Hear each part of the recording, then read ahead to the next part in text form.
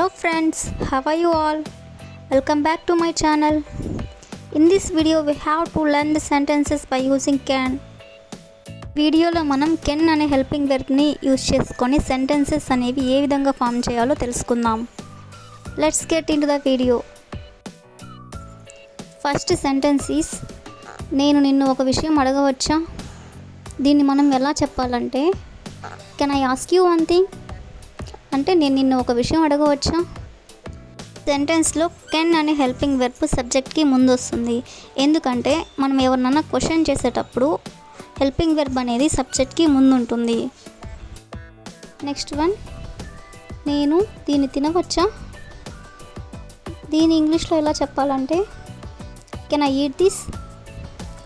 Can I eat this, నేను దీన్ని తినవచ్చా. Next sentence, నేను ఇక్కడ భోజనం చేయవచ్చా. దీన్ని మనం ఇంగ్లీష్లో can I eat my lunch here అంటే నేను ఇక్కడ భోజనం చేయవచ్చా అనే మీనింగ్ వస్తుంది.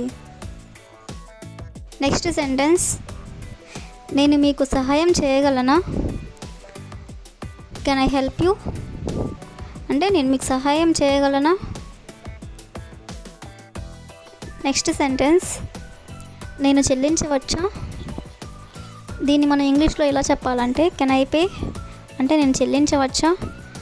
ఎవరికైనా మీరు మనీ పే చేయాలి అనుకున్నప్పుడు కెన్ ఐ పే, నేను పే చేయవచ్చా అని ఈ విధంగా అడగొచ్చు. నెక్స్ట్ వన్, నేను మాట్లాడవచ్చా. దీన్ని మనం ఇంగ్లీష్లో ఎలా చెప్పాలంటే can I speak. Can I speak, నేను మాట్లాడవచ్చా.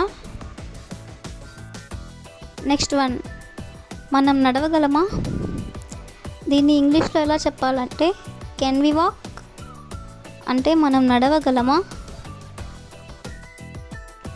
నెక్స్ట్ వన్, మీరు దీనికి సమాధానం చెప్పగలరా.